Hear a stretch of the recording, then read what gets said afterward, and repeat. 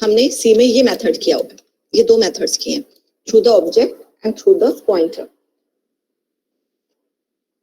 तो pointer C++ में किया था। C++ क्या हुआ? मैम वही कह रहे थे कि न्यू वाला तो C++ में कर रहा था। हाँ, तो ऑब्जेक्ट तो C++ में ही होते हैं ना, C++ में। तो इसमें आपको पता है कि जब आप ये डिक्लेयर करते हो तो ये ऑब्जेक्ट होता है, इसको मेमोरी स्पेस मिल जाता है। मान लीजिए आपने इस ए क्लास के अंदर दो वेरिएबल्स लिए हैं x एंड y, तो जैसे ही हम ऑब्जेक्ट क्रिएट करेंगे x और y, ऑब्जेक्ट o को क्या मिल जाएंगे, ये मेमोरी एलोकेट हो जाती थी। लेकिन इन दिस सेकंड केस क्या होता है, p is a pointer that contains the address of a heap where the elements of class stored, यही होता था। ठीक है, तो ये क्या स्टोर करते हैं, एलिमेंट्स। जो क्लास के मेंबर्स थे ये हीप में स्टोर होते हैं, और ये पी क्या स्टोर करता है, it store the address, beginning address of the first element. ठीक है, तो इस टाइप की मेमोरी एलोकेशन होती है। तो अगर हम ये रेफर करें, इसको देखें अगर, तो ये क्या है, it's one kind of this representation. ठीक है, तो ये इस टाइप की प्रेजेंटेशन है। हम जावा में पॉइंटर का कंसेप्ट नहीं करते, तो इसमें हम एस जो है, यहाँ पर एस जो होगा, it work like this. Actual में एस जो है इट वर्क लाइक दिस, क्योंकि न्यू यूज कर रहे हैं। तो इसमें क्या होता है, आपको ध्यान में रखना है, जो सी है, सी में दो टाइप की ऑब्जेक्ट डिक्लेरेशन होती थी, एक होती थी स्टैटिक एंड डायनेमिक। तो static is this and dynamic is pointer. तो यहाँ पर जो ये रिप्रेजेंटेशन है ये न्यू है, और न्यू क्यों यूज होता है, डायनेमिक मेमोरी एलोकेशन के लिए यूज होता है। तो इसमें इसका मतलब है जो ये ऑब्जेक्ट है इट वर्क एज अ मतलब कि ऑब्जेक्ट जो है इन जावा इज डायनेमिक। तो जावा में जो मेमोरी एलोकेट होती है ये डायनेमिक मेमोरी एलोकेट होती है। ठीक है,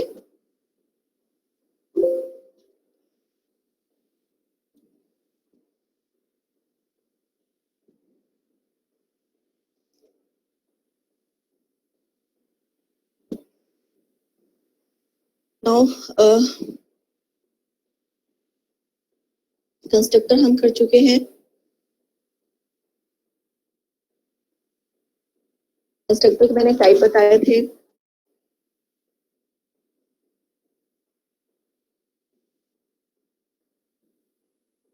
कंस्ट्रक्टर ओवरलोडिंग हमने की थी, मेथड ओवरलोडिंग कर चुके हैं। उसके बाद नेक्स्ट टॉपिक है nested class. Nested class is what, ये आपने सी लैंग्वेज में भी किया हुआ है, class inside a class that is called nested class. तो जावा में भी क्या है, nested class is possible, declaration of nested class, you can nest a class inside another class. आप एक क्लास के अंदर दूसरी क्लास बना रहे हो, that is called nested class. ठीक है, एक होती है इसमें आउटर क्लास और दूसरी होती है इनर क्लास। ठीक है, अब इसमें कुछ पॉइंट्स हैं जो मैं आप लोगों को बताना चाहती हूँ। कल के लेक्चर में एक्सेस मॉडिफायर का कंसेप्ट थोड़ा सा राइज हुआ था।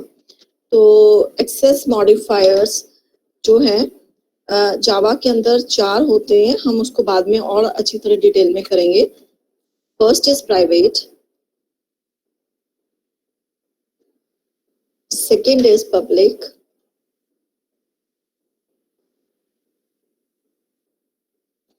third is protected,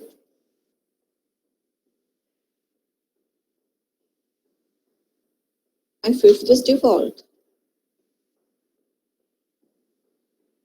ठीक है, तो इसमें जो मैं आपको बताना चाहती हूँ, जो ये आउटर क्लास है, आउटर क्लास जो है it can be simply class outer. ठीक है, दिस इज कॉल्ड डिफॉल्ट। ठीक है, इसका जो मॉडिफायर होगा it is default. If you right nothing before class keyword, ठीक है, तो ये क्या होता है, ये डिफॉल्ट होता है, इसका मॉडिफायर डिफॉल्ट होता है। आपको डिफॉल्ट लिखने की जरूरत नहीं है, डिफॉल्ट कीवर्ड लिखने की जरूरत नहीं होती है, बाकी कीवर्ड्स हम लिखते हैं। ठीक है, तो बाय ये क्या होता है, डिफॉल्ट होता है। अब हमेशा ध्यान रखना, जो आउटर क्लास होती है that may be that either default, you can declare as a default, या तो आप इसको default declare कर सकते हो या फिर इसको public declare कर सकते हो. ये चीज ध्यान में रखना, राइट? ओके, तो आप या तो डिफॉल्ट क्लास ले सकते हो या इसको पब्लिक क्लास ले सकते हो, ठीक है. एंड इनर, इसके अलावा आप इसका कोई और मॉडिफायर नहीं ले सकते आउटर क्लास का, ठीक है. तो और जो इनर क्लास है, यू कैन रेफर आइदर, कुछ भी लिख सकते हो आप इसको, it can be written as a private, public, protected, default, या फिर हम इसको स्टैटिक भी डिक्लेयर कर सकते हैं. जो इनर क्लास है ये इन चारों में से कुछ भी डिक्लेयर हो सकती है, ठीक है. कंटिन्यू हो सकती है, प्रोटेक्टेड, पब्लिक, प्राइवेट, स्टैटिक, कुछ भी आप इसको यूज कर सकते हो. ये एक मेन पॉइंट है, मैं आपको बताना चाहती थी. दूसरा जो मेन पॉइंट है वो ये है, जैसे हमने एग्जांपल किए थे, आप एक क्लास, आप दो डिफरेंट क्लासेस भी ले सकते हो, मतलब मल्टीपल क्लासेस ले सकते हो अपने प्रोग्राम के अंदर. मल्टीपल क्लासेस यानी कि एक जावा फाइल के अंदर आप एक से ज्यादा क्लासेस ले सकते हो, ठीक है. अब उनमें से एक क्लास होगी जिसके अंदर आपको मेन फंक्शन डिक्लेयर करना पड़ेगा, राइट. हम मल्टीपल क्लासेस ले सकते हैं, जैसे कि आपको मैंने बताया, आपने एक क्लास लिया ए, उसके बाद आप क्लास बी ले रहे हो, ठीक है, और उसके बाद आप क्लास सी ले रहे हो. क्लास कीवर्ड लगेगा हमेशा, ये क्लास कीवर्ड लगेगा. उसके बाद आप क्लास डी ले रहे हो, जिसके अंदर आप इसको क्या ले रहे हो, आप इसके अंदर मेन फंक्शन ले रहे हो, ठीक है. ये चीज आपको ध्यान में रखनी है कि मेन फंक्शन एक क्लास में होगा, किसी ना किसी क्लास में होगा. अब जो मेन पॉइंट है, आप क्या कर सकते हो, क्योंकि ये सभी क्लासेस जो हैं दे आर आउटर क्लासेस, तो आउटर क्लासेस हैं ये, you can declare as a default और एज अ पब्लिक, ठीक है. आप इसको डिफॉल्ट पब्लिक ले सकते हो, बट कंडीशन इज दैट कि आपने पब्लिक क्लास उसे लेना है जिसके अंदर आपने मेन फंक्शन डिफाइन किया है, ठीक है. वन पॉइंट ध्यान में रखना है कि क्लास जो होगी, आउटर क्लास जो होती है, जब आप सिंगल क्लास लेते हो, वो कुछ भी हो सकती है, किसी भी मॉडिफायर की हो सकती है. मतलब सिंपल क्लास जो होती है आप कोई भी मॉडिफायर लगा सकते हो, बट जो आउटर क्लास होगी, क्योंकि ये सारी की सारी आउटर क्लास ही है, कोई भी नेस्टेड क्लास नहीं है इसके अंदर, तो आउटर क्लास जो होगी, या तो आप इसको डिफॉल्ट ले सकते हो या इसको पब्लिक ले सकते हो, ठीक है. और सेकेंड पॉइंट जो मैं आपको बताना चाहती हूँ कि जिस क्लास के अंदर आपने मेन लिया है वो हमेशा पब्लिक क्लास रहेगी, ओके. वन पॉइंट, जिसमें आपने मेन लिया है वो हमेशा पब्लिक क्लास रहेगी. And in a one single file, अगर आप जावा की एक सिंगल फाइल ले रहे हो तो उसमें सिर्फ only there will be one public class, ये कंडीशन है. सिर्फ आप एक ही पब्लिक क्लास ले सकते हो, एक से ज्यादा पब्लिक क्लास नहीं ले सकते. यानी कि अगर मैंने मेन ये वाली क्लास ले ली है, डी मैंने मेन क्लास ले लिया और मैंने इसको पब्लिक डिक्लेयर कर दिया है, तो मैं क्लास ए और क्लास बी के साथ पब्लिक नहीं लगा सकती, इट विल कॉज एरर, ठीक है. तो सेम जावा फाइल के अंदर सिर्फ एक ही पब्लिक क्लास हो सकती है, एक से ज्यादा पब्लिक क्लास नहीं हो सकती. यानी कि बाकी क्लासेस को आपको, अगर आप एज अ आउटर क्लास ले रहे हो बाकी क्लास को, तो आपको क्या लेना पड़ेगा, उसको आपको उसे डिफॉल्ट लेना पड़ेगा. ना प्राइवेट ले सकते, ना प्रोटेक्टेड ले सकते, ना स्टैटिक ले सकते हो. तो आप सिर्फ उसको क्या ले सकते हो, डिफॉल्ट क्लास ले सकते हो, ठीक है. आप class A class B simple लिख सकते हो, जो क्लास डी है जिसमें मैंने मेन फंक्शन लिखा है मैं उसको पब्लिक ले रही हूँ, ठीक है. सिर्फ जावा प्रोग्राम के अंदर सिर्फ एक पब्लिक क्लास होती है जिसमें मेन होता है. सेकेंड थिंग, अब हम बात करते हैं पैकेज. मैंने आपको पैकेज के बारे में बताया था कि जो पैकेज होता है, जब डिफाइन, मैं आपको स्टार्टिंग में बता रही थी स्ट्रक्चर ऑफ जावा प्रोग्राम, उसमें मैंने पैकेज के बारे में बताया था. पैकेज क्या करता है, it contains the multiple classes, ठीक है. हर क्लास का कुछ पर्पस है. जैसे मैंने आपको बताया था इनपुट आउटपुट से रिलेटेड एक पैकेज होता है, उसके अंदर इनपुट आउटपुट से रिलेटेड फंक्शंस होते हैं. वो फंक्शन भी ऑब्वियसली किसी किस में डिफाइन होंगे, वो किसी क्लास में डिफाइन होंगे, ठीक है. हाँ, तो अब मैं आपको बता रही हूँ कि but in a single package you can take more than one public class. ठीक है, मैंने आपको क्या बोला है, अगर आप सिंपल एक जावा का प्रोग्राम बनाते हो, डॉट जावा के नाम से बना रहे हो, तो डॉट जावा के नाम से जो प्रोग्राम बनाओगे उसके अंदर सिर्फ आप एक पब्लिक क्लास ले सकते हो। पब्लिक क्लास वही outer class as a public ले सकते हो, और वो भी क्लास वो होगी जिसमें मेन फंक्शन होगा। ठीक है, दूसरा पॉइंट मैं आपको क्या बता रही हूँ, दूसरा पॉइंट मैं ये बता रही हूँ कि अगर आप पैकेज लेते हो, हम कैसे क्रिएट करते हैं पैकेज ये भी करेंगे।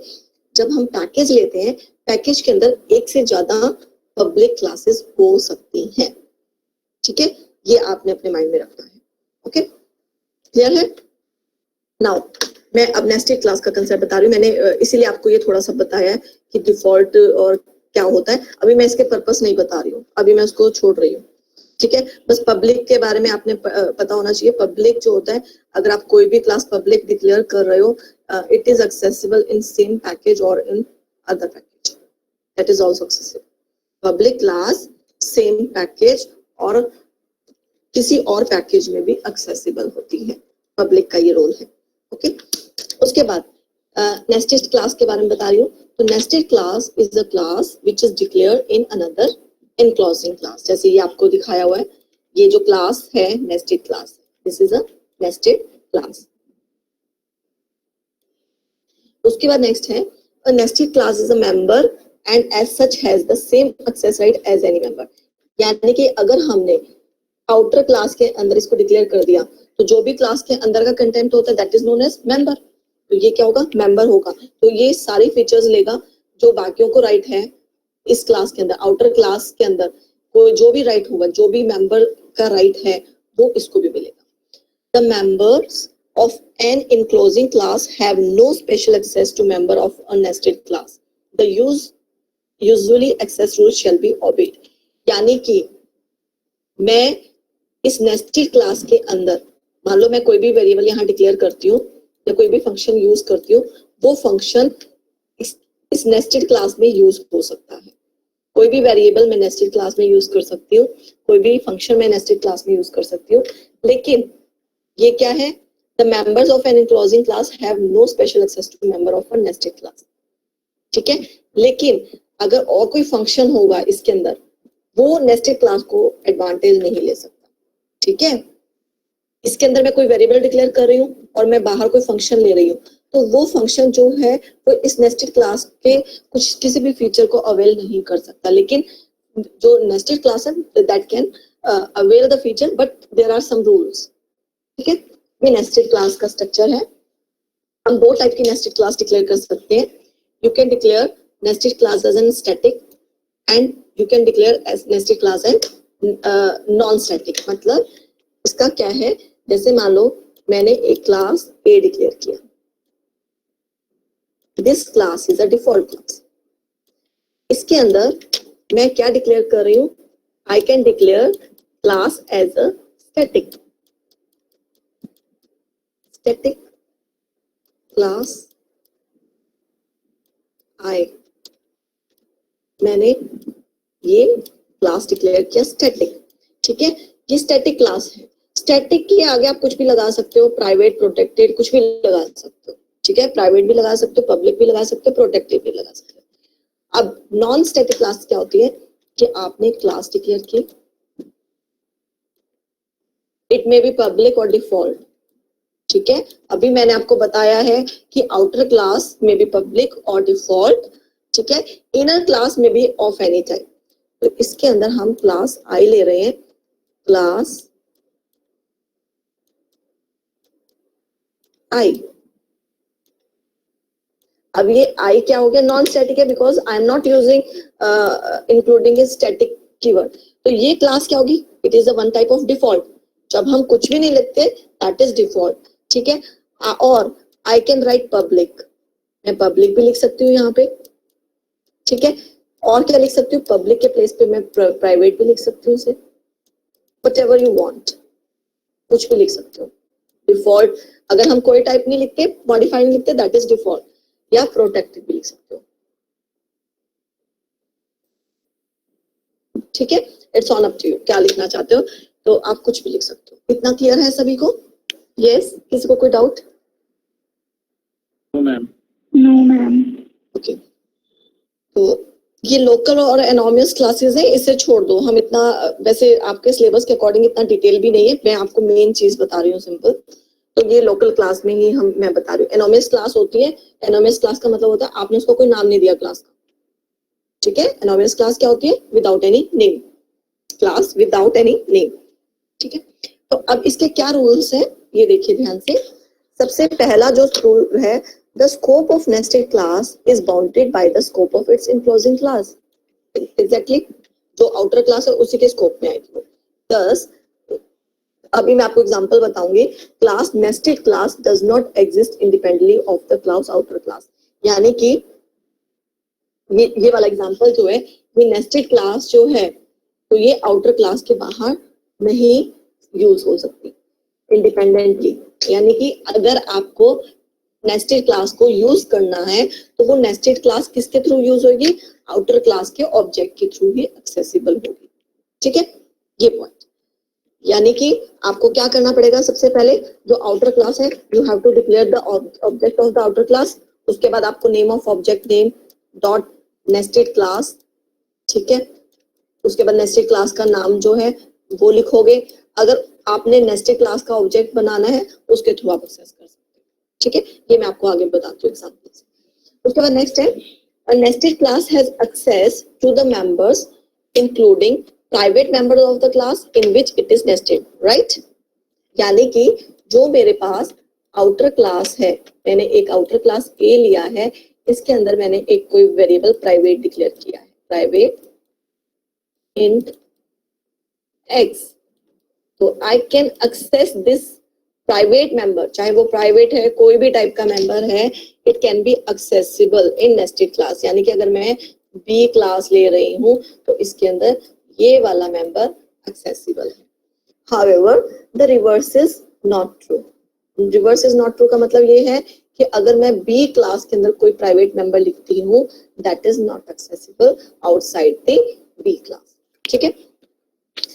The enclosing class does not have access to the member of the nested class, right? इसके बाद ओके, तो यानी कि अगर मैं इसके अंदर मेंबर लिखती हूँ, मैंने इसके अंदर कोई फंक्शन लिखा है, तो ये function enclosing class directly access नहीं करेगी, ओके। तो कोई भी, अगर मैं इसके अंदर कोई फंक्शन लिखती हूँ, मान लो मैंने इस क्लास के बाहर कोई फंक्शन लिखा और मैंने यहाँ पर अंदर कोई वेरिएबल डिक्लेयर किया, प्राइवेट वेरिएबल डिक्लेयर किया है, तो वो बाहर एक्सेस नहीं होगा, ठीक है। इसका मतलब ये a nested class is also a member of enclosing class. Obviously, as a member of its enclosing class, a nested class can be declared private, public, protected और package और default, ठीक है। कुछ भी हम इसको लिख सकते हैं। तो nested class are divided into two category। मैंने अभी बताया आपको, static nested class, inner class, non static nested class. तो सबसे पहले हम कर रहे हैं स्टैटिक नेस्टेड क्लास। तो सबसे पहले इसको करने से पहले what is the difference between static and non static nested class?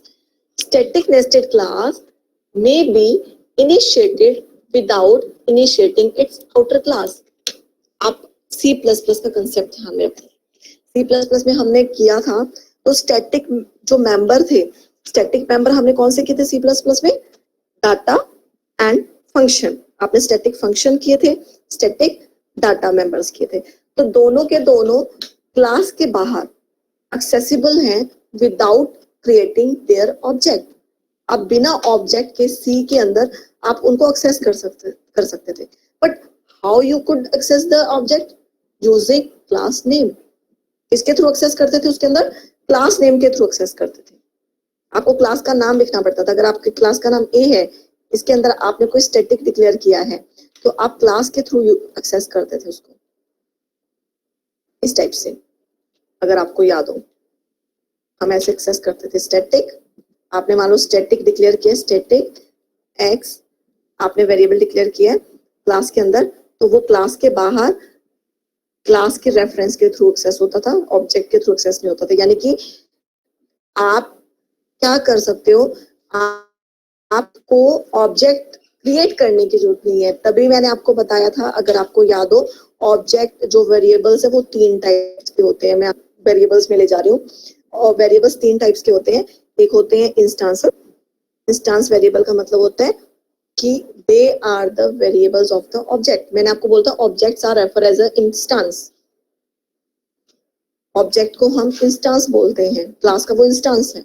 तो उसके जो हम कोई भी वेरिएबल डिक्लेयर करते हैं क्लास के अंदर, तो वो वेरिएबल्स जो होते हैं कब इनिशिएट होते हैं, कब वो मेमोरी एलोकेट होती है उनको, जब हम ऑब्जेक्ट डिक्लेयर करते हैं. तो जैसे ही हम ऑब्जेक्ट डिक्लेयर करते हैं मेमोरी एलोकेट हो जाती है उस वेरिएबल को. तो इसलिए हम उसको इंस्टेंस वेरिएबल बोलते हैं कि वो ऑब्जेक्ट से रिलेट कर रहे हैं. ओके, इसीलिए उन वेरिएबल्स को एक्सेस करने के लिए अगर मैं यहाँ पर इंट वाई अंदर इस क्लास के अंदर इंट वाई लिखती हूँ, तो ये जो वाई है this is accessible only with the object of A. मुझे ऑब्जेक्ट डिक्लेयर करना पड़ेगा ए क्लास का, तो ही मैं उसको एक्सेस कर सकती हूँ. यानी कि सपोज करो आपने ऑब्जेक्ट ओ डिक्लेयर किया है, तो it is accessible through the object only. Okay, उसके बाद मैंने दूसरा आपको बताया था क्लास वेरिएबल. अगर आपको याद हो, क्लास वेरिएबल. क्लास वेरिएबल हम स्टैटिक टाइप वेरिएबल को बोलते हैं. Why it is known as class variable? ये जब हम क्लास को डिक्लेयर करते हैं, तो क्लास को जब डिक्लेयर करते हैं, तो अगर आपने क्लास को डिक्लेयर किया है और उसमें आपने स्टैटिक वेरिएबल डिक्लेयर किया है, तो उसको मेमोरी एलोकेट हो गई. तो क्लास को जो ये वेरिएबल स्टैटिक टाइप वेरिएबल है उसको वन टाइम मेमोरी एलोकेट होती है. That's why it is called class variable. ठीक है. उसके बाद थर्ड बताया था लोकल वेरिएबल, जो मेन किसी भी फंक्शन के अंदर वेरिएबल डिक्लेयर करते हैं, that is called local variable. तो मैंने तो 3 टाइप के वेरिएबल्स आपको बताए. एनीवे, अब हम यहाँ की बात कर रहे हैं कि स्टैटिक और नॉन स्टैटिक नेस्टेड क्लास क्या होती है. Static nested class may be initiated without initiating it's outer class. इसका मतलब है आपको इनिशिएट करने की जरूरत नहीं आउटर क्लास को. इनिशिएशन का मतलब होता है ऑब्जेक्ट क्रिएट करना. मैंने आपको बोला था इनिशिएशन, तो यहाँ पे इनिशिएशन का मतलब क्या है, आप ऑब्जेक्ट क्रिएट कर रहे हो. Object creation. इनिशिएशन का मतलब क्या होता है, ऑब्जेक्ट क्रिएशन. तो without creating object you can use static class outside the class. ठीक है, बाहर हम कर सकते हैं, बताऊंगी मैं कैसे करते हैं. उसके बाद नेक्स्ट पॉइंट है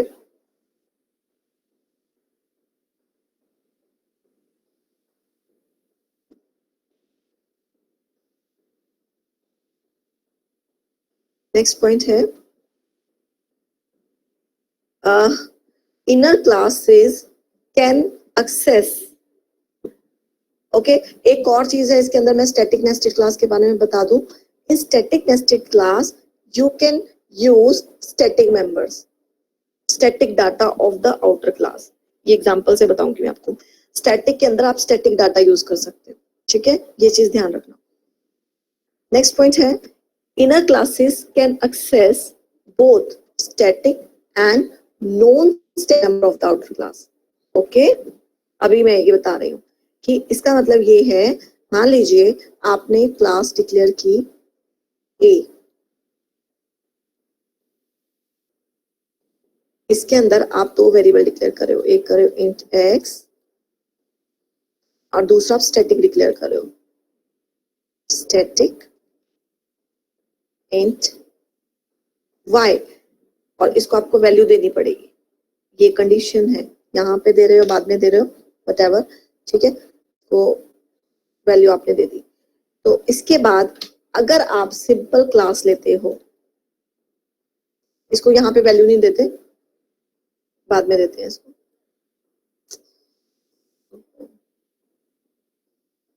लिखते हैं इसको. मान लो आपने क्लास ए लिया, इसमें आपने इंट वेरिएबल डिक्लेयर किया x. Now you are taking static type variable y.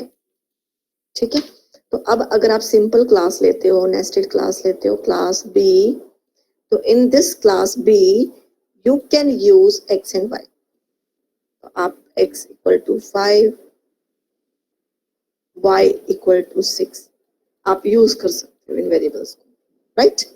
But static में क्या होता है, a static class can access only static members of the outer class.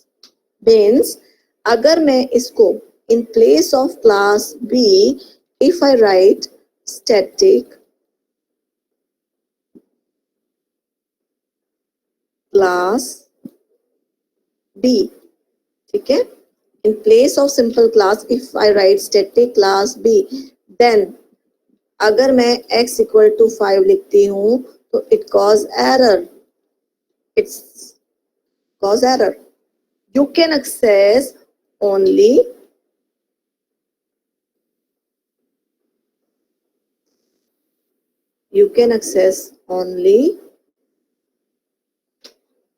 static members. Okay, this is the condition, right? I hope ये आपको समझ में आ गया होगा. ठीक है, मूव टू. मैम एक बार रिपीट कर देना, आवाज चली गई बीच में. बेटे मैं बता रही हूँ स्टैटिक और नॉन स्टैटिक नेस्टेड क्लास के बारे में कि आप जो नेस्टेड क्लास है, नेस्टेड क्लास को आप स्टैटिक क्लास भी डिक्लेयर कर सकते हो, नॉन स्टैटिक क्लास भी डिक्लेयर कर सकते हो. नॉन स्टैटिक का मतलब है प्राइवेट, पब्लिक, प्रोटेक्टेड, डिफॉल्ट, कुछ भी हो सकती है वो. तो मैंने उसके बाद बताया है, आपको ये बता दिया कि जो स्टैटिक, जो नेस्टेड क्लास होती है, नेस्टेड क्लास अपनी आउटर क्लास के मेंबर्स को एक्सेस कर सकता है, but reverse is not possible. ठीक है. अब बात आती है कि अगर हम स्टैटिक नेस्टेड क्लास लेते हैं, नॉन स्टैटिक नेस्टेड क्लास लेते हैं, तो क्या डिफरेंस होता है. तो मैंने आपको बताया है कि अगर हम स्टैटिक नेस्टेड लेते हैं तो आपको आउटर क्लास का ऑब्जेक्ट डिक्लेयर करने की जरूरत नहीं है, इनिशिएट करने की जरूरत नहीं है आउटर क्लास को. ठीक है. दूसरा पॉइंट मैंने क्या बताया है कि अगर आप नॉन स्टैटिक क्लास लेते हो तो non static class can access static and non static member of the outer class. तो ए जो है, ए में इस एग्जांपल में इंट और स्टैटिक वाई, इंट एक्स जो है नॉन स्टैटिक मेंबर डाटा है और स्टैटिक वाई क्या है, स्टैटिक मेंबर डाटा है.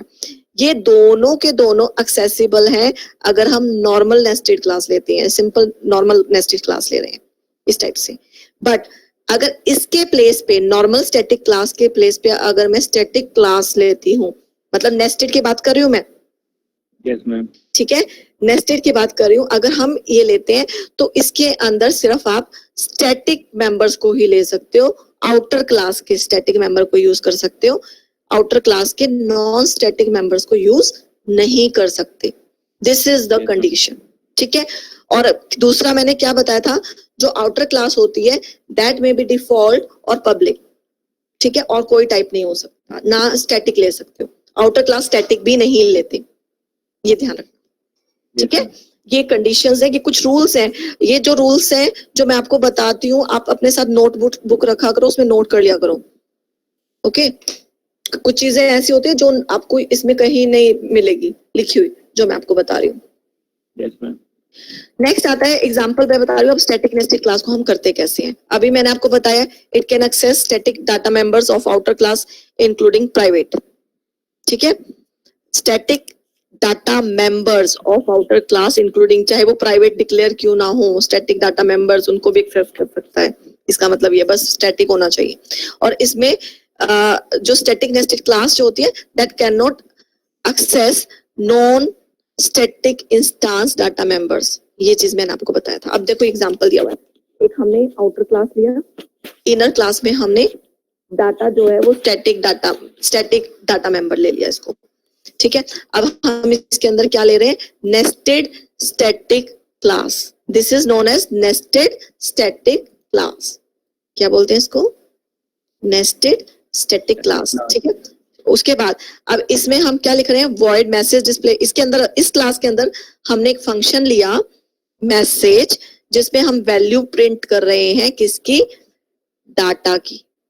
ठीक है. ये डाटा है DATA डाटा. ये नेक्स्ट लाइन में चला गया, दिस इज डाटा. तो ये सिर्फ डाटा को एक्सेस कर सकता है. अगर मैं यहाँ पे कोई वेरिएबल सिंपल इंट x लिख लेती, अगर मैं यहाँ x सिंपल वेरिएबल लिख लेती और यहाँ पे मैं अगर x को प्रिंट करती तो एरर जनरेट हो जाता. क्यों? क्योंकि x नॉन स्टैटिक डाटा है. और अभी आपको मैंने बताया कि स्टैटिक नेस्टेड क्लास जो होती है वो सिर्फ स्टैटिक डाटा या static member function of outer class को ही एक्सेस कर सकते हैं. ठीक है. तो ये छोटा सा हमने क्लास बनाया. अब देखो, अब हम क्या कर रहे हैं, पब्लिक स्टैटिक वॉइड. हम इसी क्लास के अंदर मेन फंक्शन ले रहे हैं। तो मेन फंक्शन के अंदर हमने क्या लिखा, अब इसको एक्सेस कैसे करना है, ठीक है, हम एक्सेस कैसे कर रहे हैं, test dot outer dot inner. तो मैं किसके ऑब्जेक्ट को अब कर रही हूँ initiate, I am initiating the object of, क्योंकि मुझे किसको एक्सेस करना है, मुझे मैसेज को एक्सेस करना है। क्या चाहती हूँ मैं, मेरा टारगेट क्या है, मैं मैसेज फंक्शन को कॉल करना चाहती हूँ। तो मैसेज फंक्शन को कॉल करने के लिए, क्योंकि मैसेज जो है this is the member function of what, inner class, ये इनर क्लास का मेंबर फंक्शन है। तो आपको पता है कोई भी फंक्शन है, मेंबर फंक्शन है, वो ऑब्जेक्ट के थ्रू ही कॉल होता है। तो यानी कि मैसेज जो है ये किस ऑब्जेक्ट के थ्रू एक्सेसिबल होगा, इनर क्लास के ऑब्जेक्ट के थ्रू एक्सेसिबल होगा। तो इनर क्लास के ऑब्जेक्ट के थ्रू एक्सेसिबल कैसे होगा, जब मैं इसको कॉल करूंगी। तो मैं इसको कॉल कैसे कर रही हूँ, अब देखो यहाँ पे मैंने सिर्फ क्या लिखा है, क्लास का नाम लिखा है। ये चीज मैं आपको बताना चाहती हूँ, यानी कि मैं इनर क्लास जो है इसको सिर्फ क्लास, आउटर क्लास के थ्रू ही एक्सेस कर सकती हूँ, आउटर वन डॉट इनर, इस तरीके से ही मैं इसको एक्सेस कर सकती हूँ। इसमें स्कोप रेजोल्यूशन ऑपरेटर नहीं होता जैसे C++ में होता था। तो इसमें यहाँ पे मैंने क्या लिया, this is the class name, मैंने टेस्ट आउटर वन का ऑब्जेक्ट नहीं डिक्लेयर किया, मैंने यहाँ पर टेस्ट आउटर, अभी मैंने आपको बताया कि इनिशिएशन की जरूरत ही नहीं है, आपको आउटर क्लास के इनिशिएशन की जरूरत नहीं है। आउटर क्लास इनिशिएशन का मतलब होता है कि आपको आउटर क्लास के ऑब्जेक्ट को डिक्लेयर करने की जरूरत नहीं है, क्रिएट करने की जरूरत नहीं है। तो मैंने यहाँ पर टेस्ट आउटर वन, मैंने इसका ऑब्जेक्ट क्रिएट नहीं किया है, मुझे इनर क्लास को एक्सेस करना है। तो मैं इनर क्लास को कैसे एक्सेस कर लूंगी, directly write the name of class, outer class name dot operator then inner class name. अब मैं क्या बना रही हूँ, ऑब्जेक्ट बना रही हूँ किसका, इनर क्लास का, इसीलिए क्या लिखा है OBJ, और मेथड वही है न्यू, न्यू तो लगेगा ही, उसके बाद दोबारा से तुम्हें क्या लिखना पड़ेगा, टेस्ट आउटर डॉट इनर, ये तो लिखना ही पड़ेगा, ठीक है। तो यहाँ पर जो OBJ, this is the object of inner class, okay. यहाँ पे क्या लिखेंगे फिर हम, obj.msg, हमने कॉल कर लिया। अगर मान लीजिए ये स्टैटिक नहीं होती, सपोज ये स्टैटिक नहीं होती, तो आपको क्या करना पड़ता, सबसे पहले तो आपको आउटर क्लास का ऑब्जेक्ट क्रिएट करना पड़ता।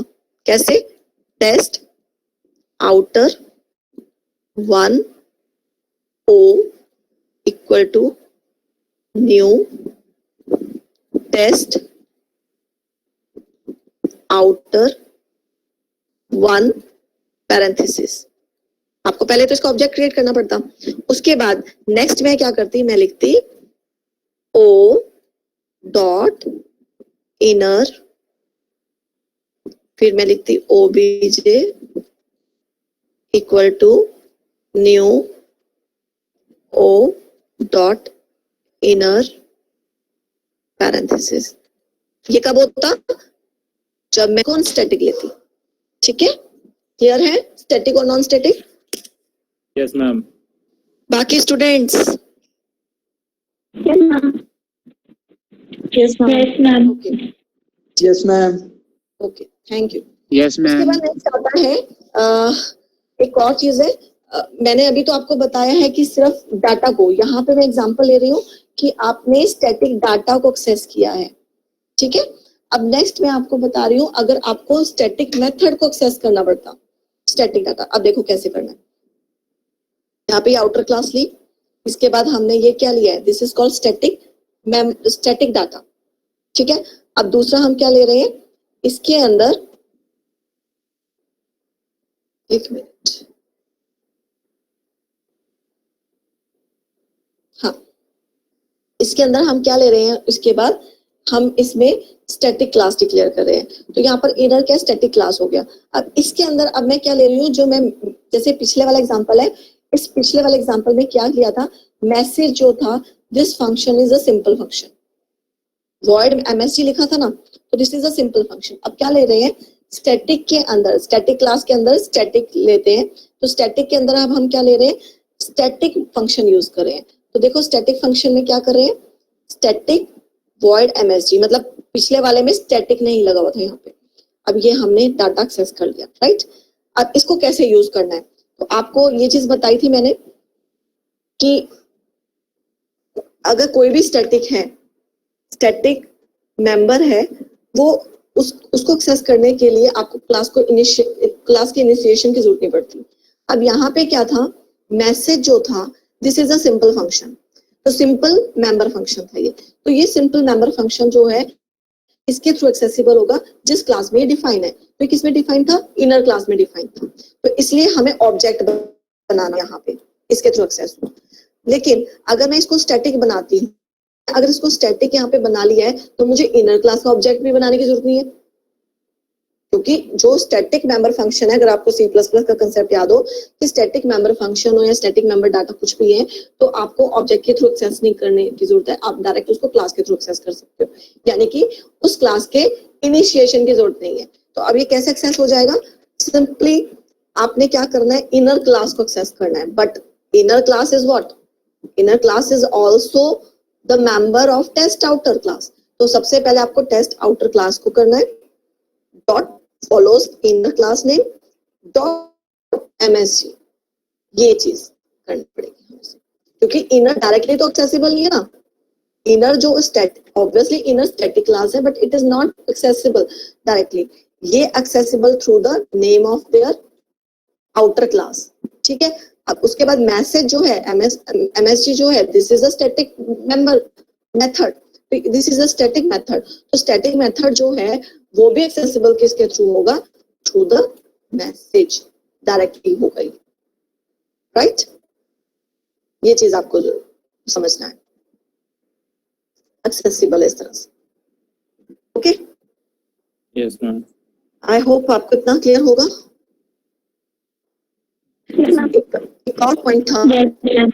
मुझे इस एग्जाम्पल से थोड़ा सा ध्यान में आया, ये मैं आपको बता देती हूँ इसी में, फिर बाद में सिंपल प्रोग्राम मैं आपको बताती हूँ। मान लीजिए आपने क्लास डिक्लेयर की, ठीक है, पब्लिक होगी ऑब्वियसली, इसके अंदर आपने एक वेरिएबल डिक्लेयर किया,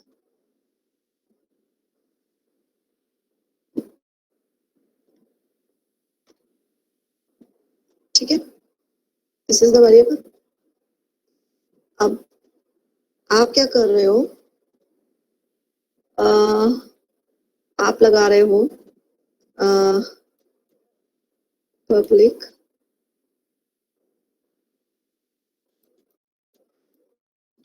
स्टैटिक वॉइड मेन, ठीक है, आपने ये किया, मेन की फॉर्मेटिंग आपने जैसी है वैसे कर ली, ठीक है, जो भी नॉर्मल इसकी फॉर्मेटिंग है आपने वो लिखी। अब जो मेरा क्वेश्चन है वो ये क्वेश्चन है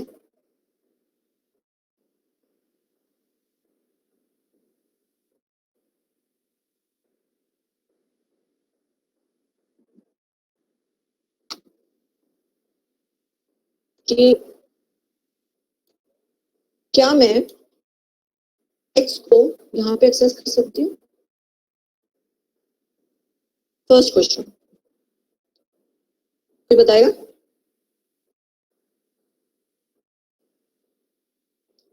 anybody? Yes ma'am.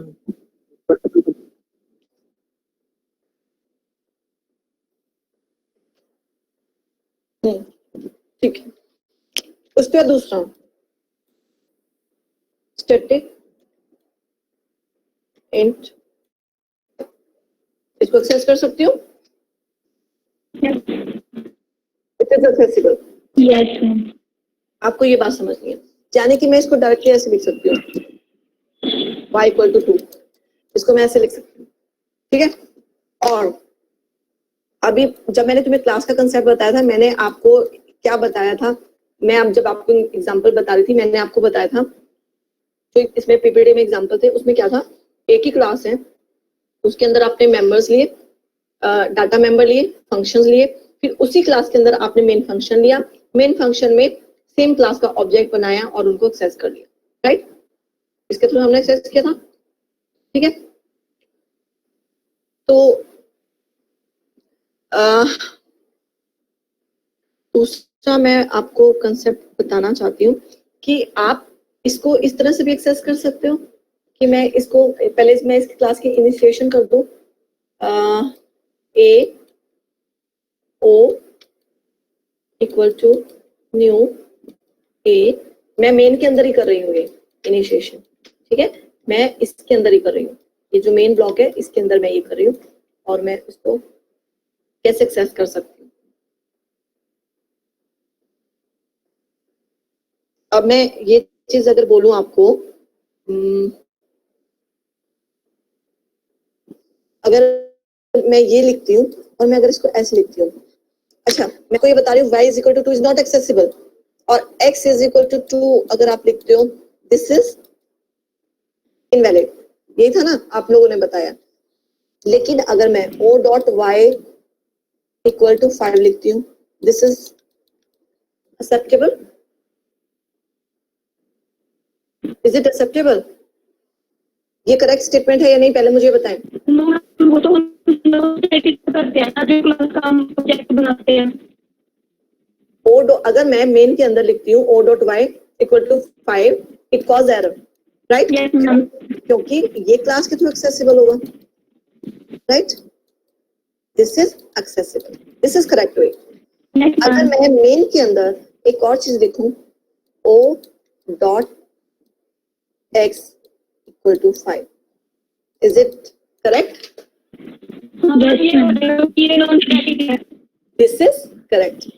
It means आपको मैं ये डिफरेंस बता रही हूँ रिप्रेजेंटेशन के, कि अगर आप देखो सेम क्लास के अंदर, मैं आपको क्या बताना चाहती हूँ, इन द सेम क्लास अगर आप लोग एक स्टैटिक ले रहे हो और नॉन स्टैटिक ले रहे हो, नॉन स्टैटिक मेंबर को आप डायरेक्ट एक्सेस नहीं कर सकते मेन के अंदर, ठीक है, लेकिन अगर आप इसको ऑब्जेक्ट क्रिएट करके करोगे तो दिस इज एक्सेप्टेबल, और हमने इसके एग्जांपल किए भी हैं, इससे पहले एग्जांपल्स में हमने ये रिप्रेजेंटेशन यूज भी किए।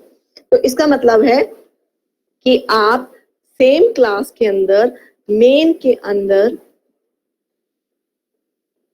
क्या कर सकते हो, अगर मैं ऑब्जेक्ट डिक्लेयर करती हूँ o dot x equal to 5, ये सही है, करेक्ट है, y equal to 2, this is correct, ठीक है, a dot y equal to 2 मैं लिखती हूँ, दिस रिप्रेजेंटेशन इज करेक्ट, और अगर मैं x इक्वल टू 5 लिखती हूँ तो दिस स्टेटमेंट इज इनकरेक्ट, ठीक है। तो आपको ये चीज ध्यान में रखना है अगर मैं सेम क्लास ले रही हूँ तो।